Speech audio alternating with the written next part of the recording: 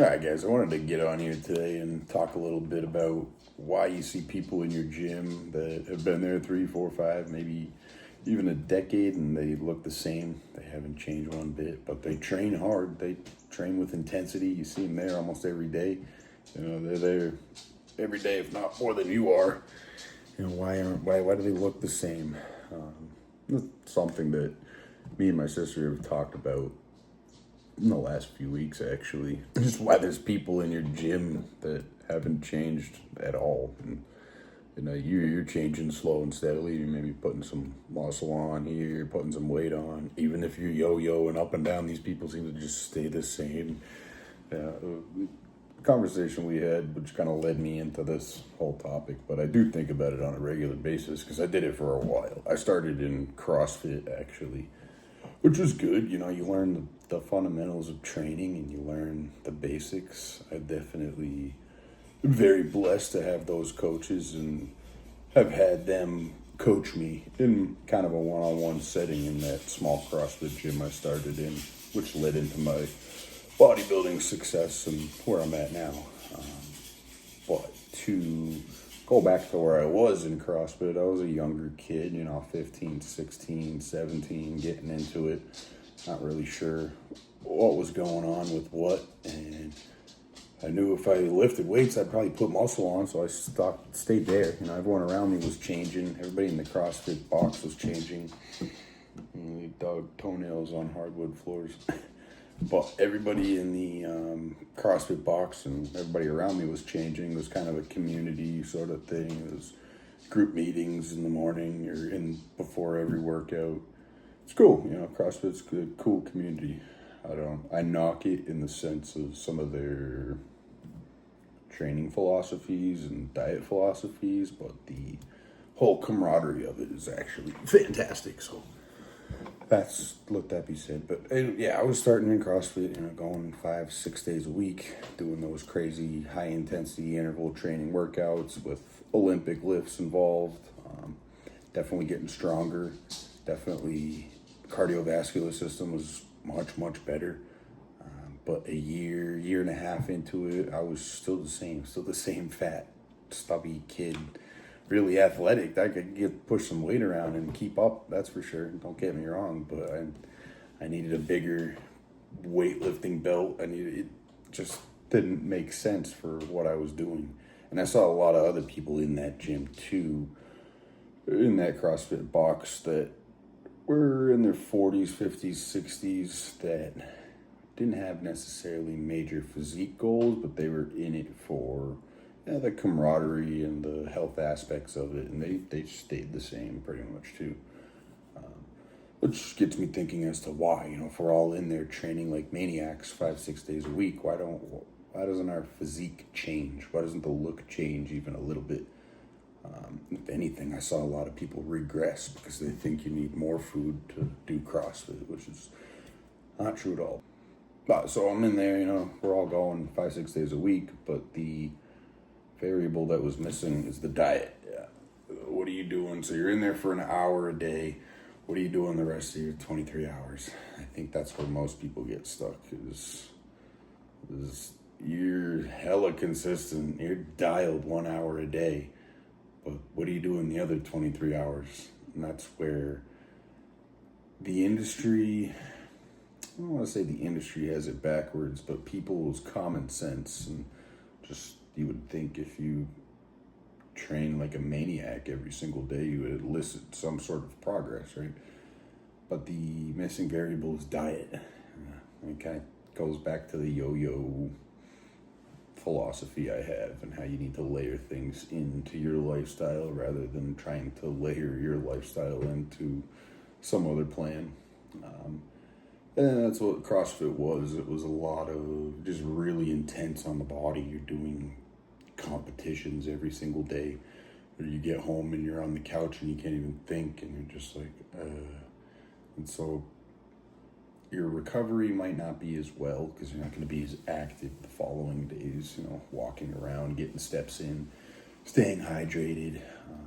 So the recovery aspect is always difficult. So your body might just be maintaining and making sure it's repairing the damage you just did within that hour. Because the idea of training and what I'm getting into and what we want to focus on to elicit the physique response we want, whether it be to get thinner and smaller and leaner, six-pack, or bigger, wider shoulders, broader, just any elicit of a physique change, just any goal you may have to change your body in any sort of direction, what that's going to require is a certain amount of stimulus to elicit the response we want. So we don't want to go over that threshold, because then we're not going to have enough recovery ability to repair that damage. So if our ability to recover is here and we train here, it's like we're leaving this much in the tank for overtraining, depletion, exhaustion.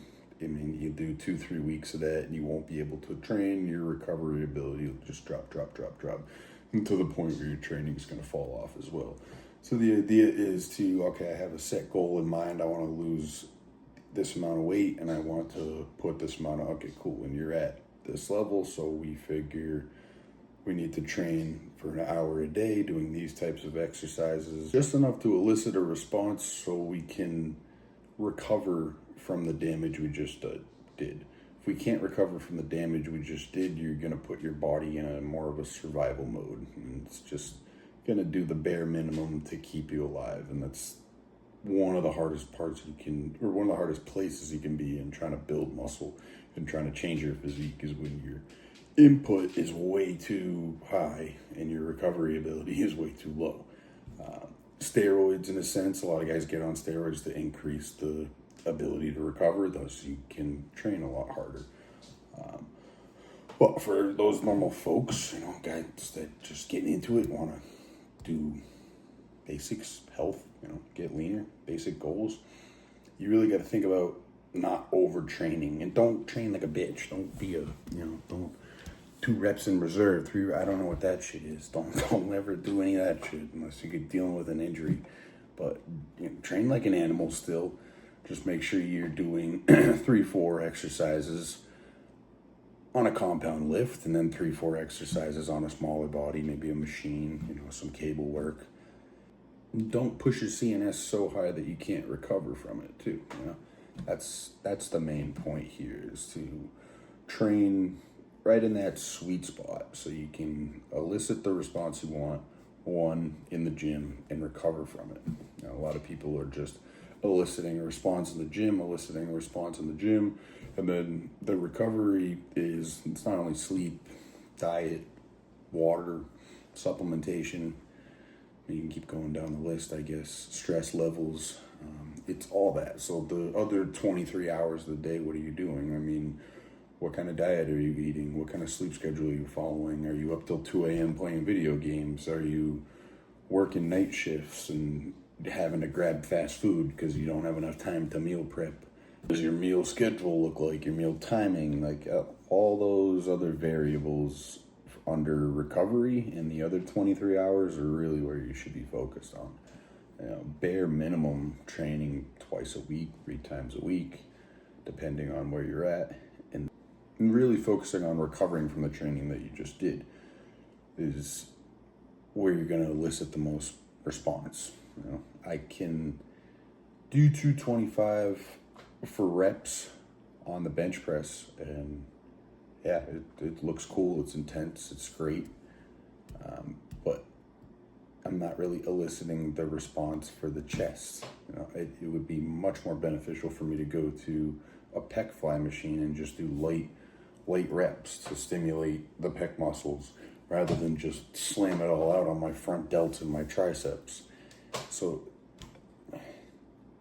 you don't want to train way too intensely in the wrong ways, because you'd be like, why isn't my chest growing? It's like, well, 1, you're way overtraining. 2, you're not hitting your chest because you're focused on being Ronnie Coleman rather than focusing on form and focusing on lightweight. Okay, let's stimulate the muscle we're trying to train, like the targeted muscle they say a lot.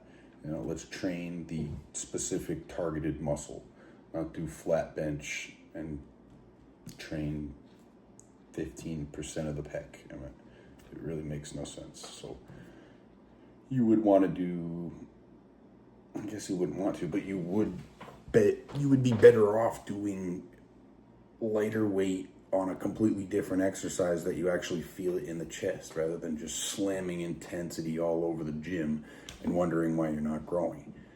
I'd much rather start somebody on 3 days a week, one exercise, 2 or 3 sets, and then leave the gym. It's like, okay, and the following week, how was it? Did you recover? Were things good? Okay, cool. Now we do another set. Okay, cool. Run that for another week. Then we might throw in another exercise. Great, cool. I'm not extremely worried about overtraining either. If you're young, you're in your 20s and 30s, cool, go ahead, crank it.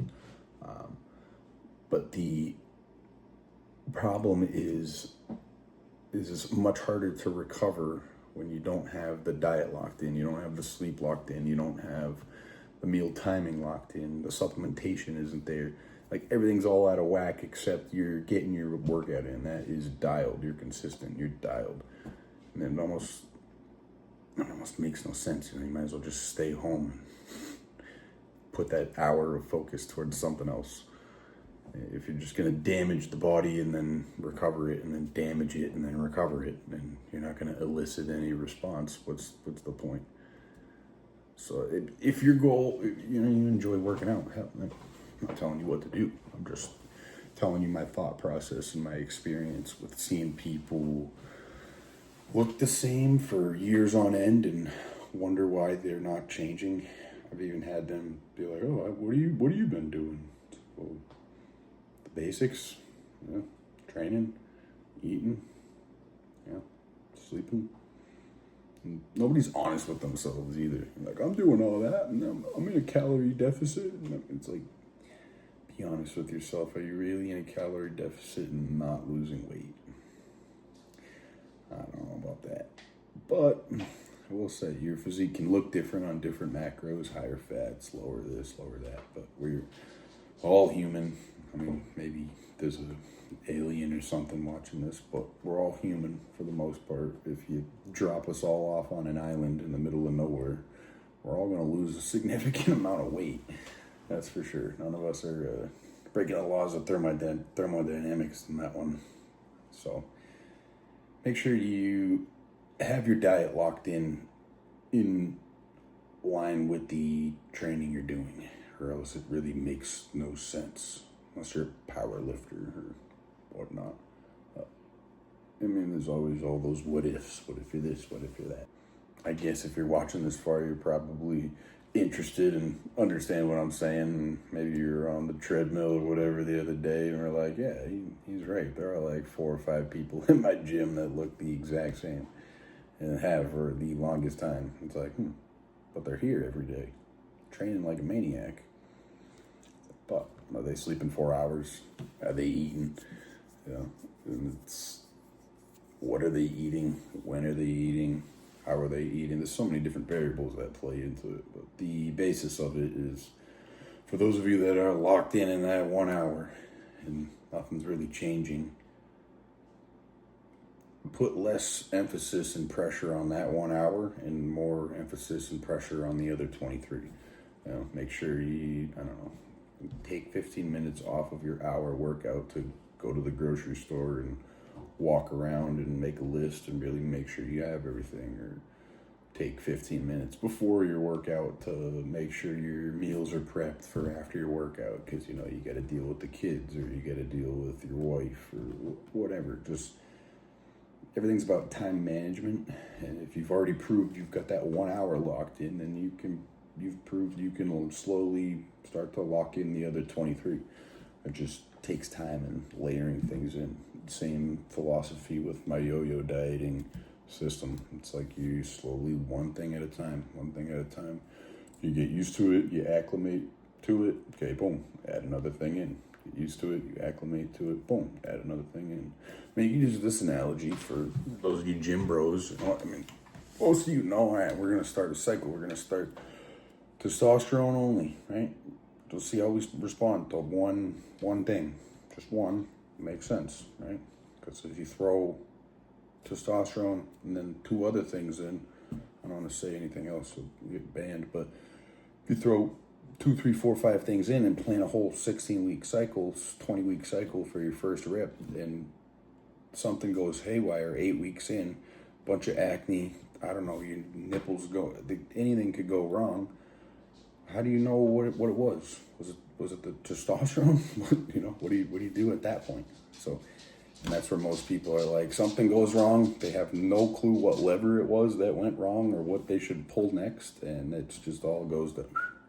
And that is the same thing you see in this industry. Is shit goes haywire. Guys have no clue what compound caused it, and then next thing you know, they're back down to cruise or completely off, and now they're talking to an endocrinologist and figuring out how to get their fucking feedback loop online.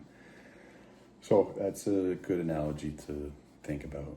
I think if you can slowly layer in and start to lock in those other 23 hours, and you're gonna achieve whatever physique goal you have. What dog? You want to see the YouTube video? You're gonna make an entrance. Let's see Ayla. Meet Ayla. It doesn't get too many views, so there's my pretty poodle.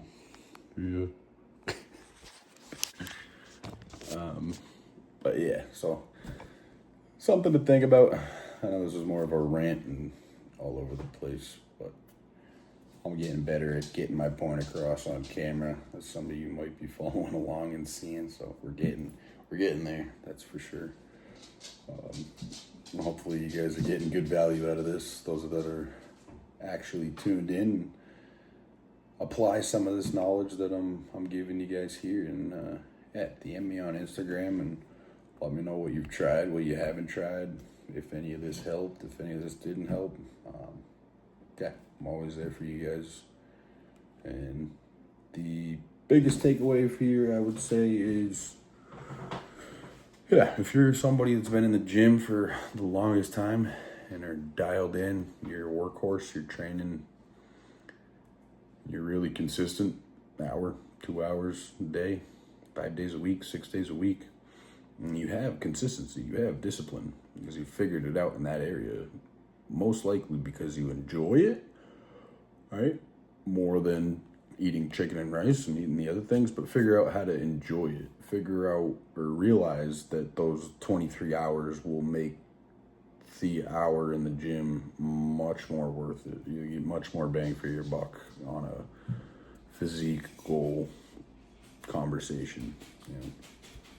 But not to ramble too much about this. I'm sure you guys get the point. And yeah, hope you guys got some good value out of this. I hope that wasn't too long. Again, I hope you guys get some good value out of that. And yeah, we'll catch you in the next one. Peace.